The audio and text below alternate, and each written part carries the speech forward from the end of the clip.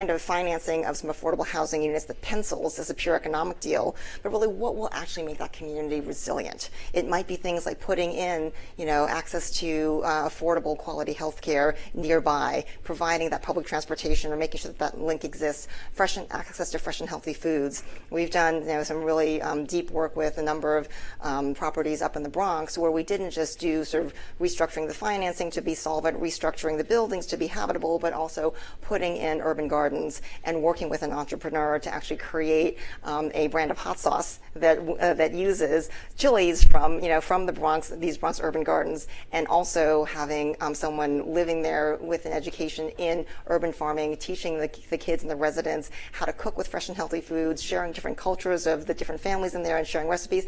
But all that is a lovely story.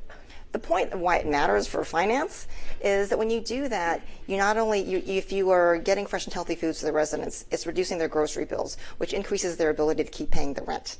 If you give them access to health care nearby, then one illness does not lead to a family calamity, which means they can't pay their rent, and then you have vacancy, turnover, and other financial losses.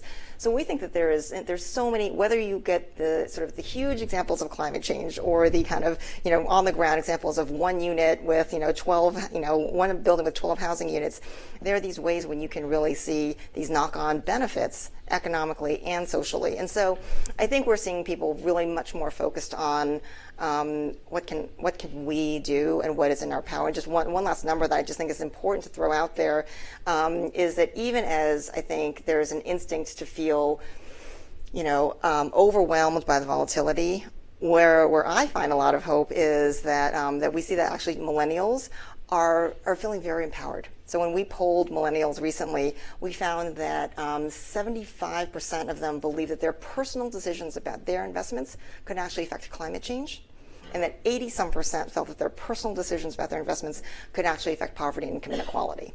And that kind of empowerment, I think, is very important.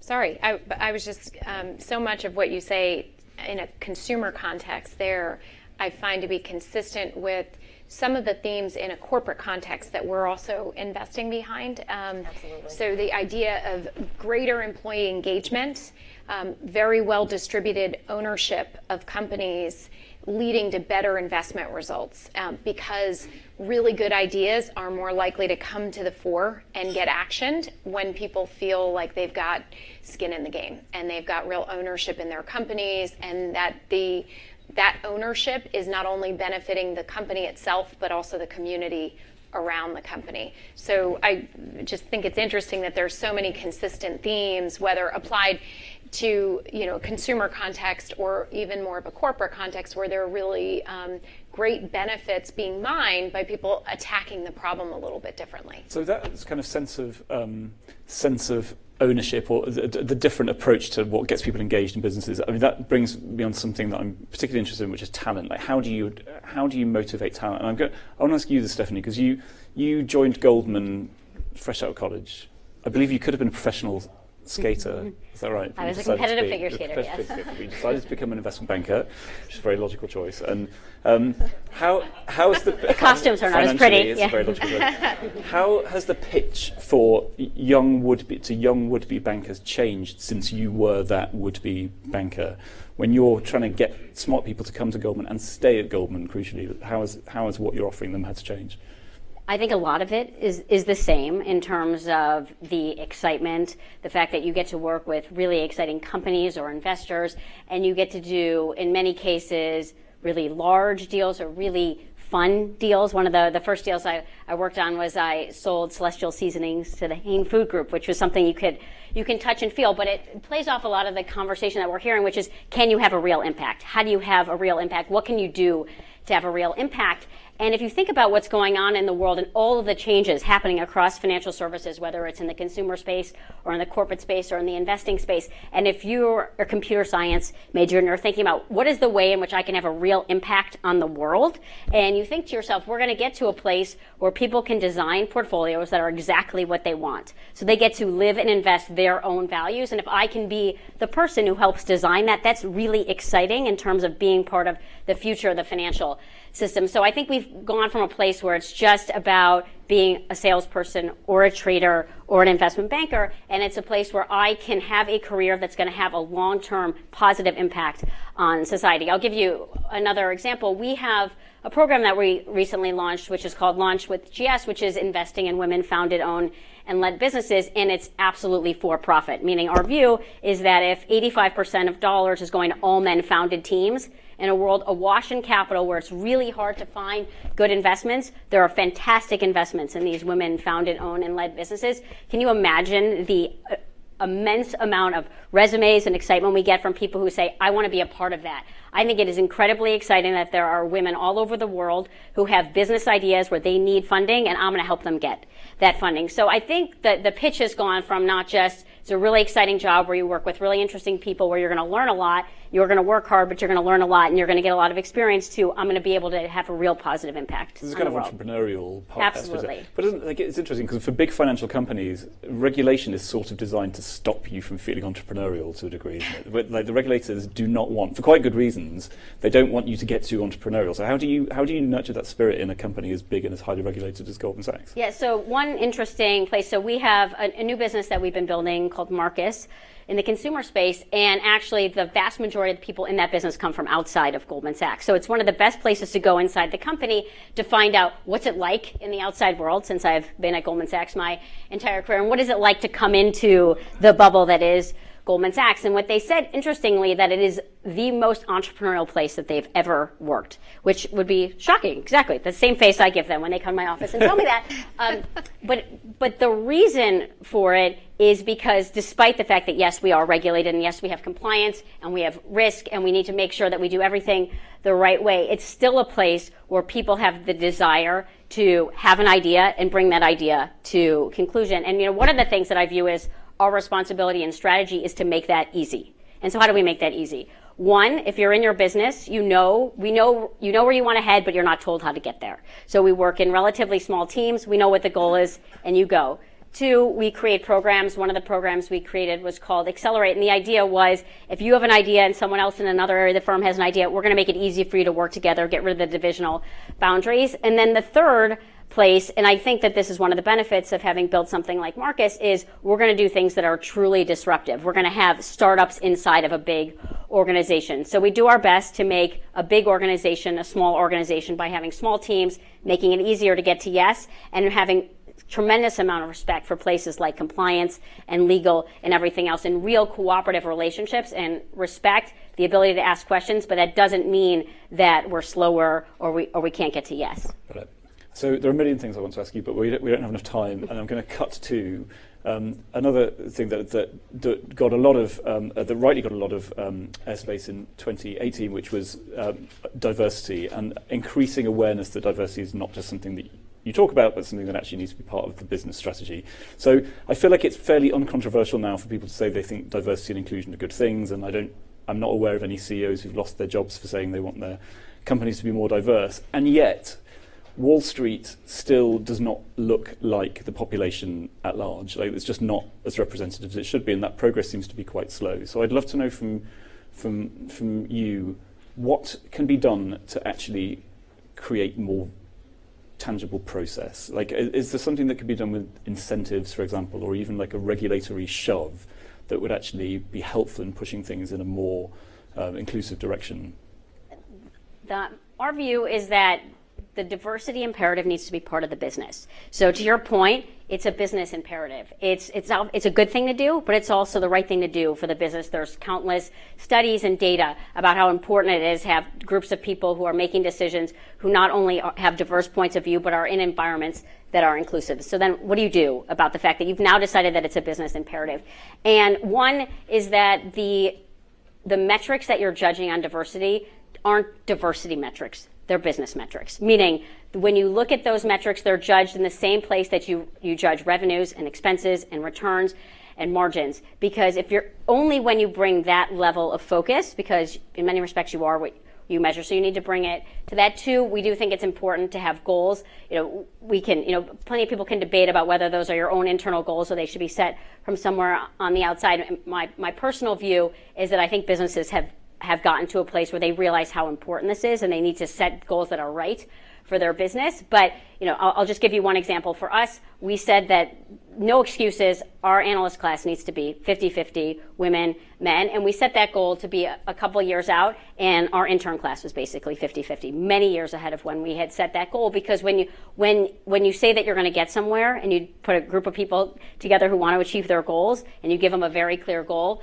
it's something that you can achieve. But then the hard work starts, which is you get the right level of diversity in the door, and then how do you keep it? And then again, that gets to being ultimately part of the business. And so the last comment I'll make on this is when we talk about diversity, we talk about diversity in the broadest sense. It's not just about gender diversity or ethnic diversity, diversity of thought, diversity of background. And so that means when you're looking at who should be the person to run a certain business, you need to think about that from the most diverse perspective. It's not just the person that has a very specific background that leads up to that. So one of the places where we've had real success is by being willing to look at individual jobs and say, taking a much broader view on who can have that job. What's your experience, Shonda?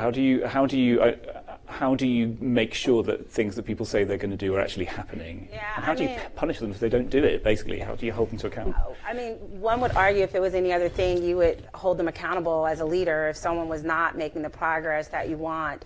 Whether it's customer experience or whether it's delivering positive SVA or whether if you had a high attrition issue, you wouldn't admire the problem. And so I think it starts with a mindset that has to start at the top.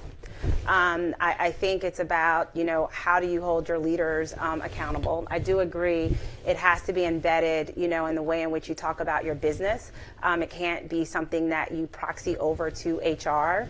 I think it has to be something that the lines of business, are the ones who are held accountable. In terms of, how I think about it, I do think you have to be intentional about what is the problem you're trying to solve, because I do agree that it is about diversity of thought, but I think we do that well. You bring your risk person together with your compliance, with your head of business, with your marketing, with your audit, with your controls, with your product development, and we understand that you bring them all to the table to make a decision. But I also think we have to say, if you have diversity of thought and there's no women in the room, that can't be where the bar stops. Or if you have diversity of thought and there's no African Americans in the room, then we cannot, say, but we have a great diverse, thought in terms of background. And so I think the way you go about it is you do have to set a goal, because we are in financial services, what gets measured gets done. I think secondly, you have to understand the drivers. And so it's not just saying, we want X percent. It's spending more of your time talking about, well, then how are you going to get there? The same way that I say, I want to grow my business, but when I'm meeting with Jamie, I'm talking about the drivers. I'm talking about the behaviors. And so I think we have to be very clear about what are those drivers. When it comes to diverse slates, there's countless studies. If you just have one diverse person on the slate, it's not going to move the dial. You have to have two. And so how do you really just get smarter about what are the things you're going to understand for your company? Is it something that you're really focused on? If it is, and how do you measure that? And then how do you make sure that you have people at the top that understand that this is part of who we are as a company? And whether they're white, black, male, female, it doesn't matter. As a leader, do they understand that this is a human capital imperative? And as a leader, why would I want to not have access to the full representation of the population in order to drive my business forward? And so I think we're making progress, but you should also, I think my last point would be, is we should also recognize you're never done. You're never done when you say, has anyone ever reached 0% attrition? How many of us want lower attrition? Has any of us said, I have only the best talent in every single job, I'm done, check the box. And so I think when you're talking about human capital and you're talking about diversity, it's the acknowledgement that we're never done. We get better every day, and we're always, always talking to our people, understanding what makes them go, why they want to be at this company, what will make them stay, and we continue to innovate and get better over time. Right. Can I Thanks. just say, I totally agree with all. I feel like a round of applause for that, because seriously.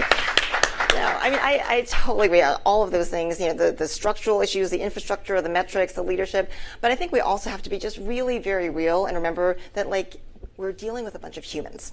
right? And and frankly, a lot of what applies to humans applies to all humans, right? Which is if everybody here, regardless of whether you consider yourselves minority or majority in whatever set you find yourselves, how did we get ahead? We all got ahead ultimately because someone believed in us. Right? We had a boss who somehow said, I'm going to mentor this kid. I'm going to sponsor this kid. I'm really going to push this person and get them to that next level. And I think we do have to recognize that, it is human nature that it's generally, to generalize, right? It's generally easier for people to feel that sort of instant, simpatico with someone who there's something about them that reminds them of themselves. And you maybe some people have to work a little bit harder for someone who looks or feels or sounds different or whatever. But whatever it is, I think that I think it's extra. I think it's everything that is important for anybody's career. We have to be even a little bit, try a little bit harder to do for someone who isn't the same as everyone else. And I really think that it really boils down to, of course, you've got to get the pipeline in the door. If they're not in the door, you can't mentor them and sponsor them. But it's really, I think, about sponsorship and also about feedback. Because I think that one of the really challenging things that happens is that sometimes team members who aren't like every other team member don't get the same really full, frank feedback. Right, and that's the only way that people get better. So I think that's that feedback, that sponsorship, and people really thinking about those stretch assignments, because I think a lot of times people leave not because they're so pulled by the other work-life balance things. I mean, it's one of those easy things to say with women, like, oh well, Alice wanted to be a mom, so there's nothing we could do. She wants to spend time. If you give them a job that is so compelling, so exciting, it at least makes it it makes it a different calculation. On that note, we're going to have I have one more question. I'm not sorry for asking this, Shanda. Do you think Jamie will run for president in 2020? I don't think so. Do you think he should? That's a personal. Okay, I tried. Okay, one last question for all of you, and then I'm going to hand over to Rob Cox for the next part of the panel. If we can pull up the last question for this session. Which of these companies will have the largest market capitalization by the end of 2019? In case you can't see them all, we have Amazon, Tencent, Chinese tech company, Apple, Alibaba, Berkshire Hathaway, Saudi Aramco, or Canopy Growth, which for those of you who don't know is a Canadian cannabis stock.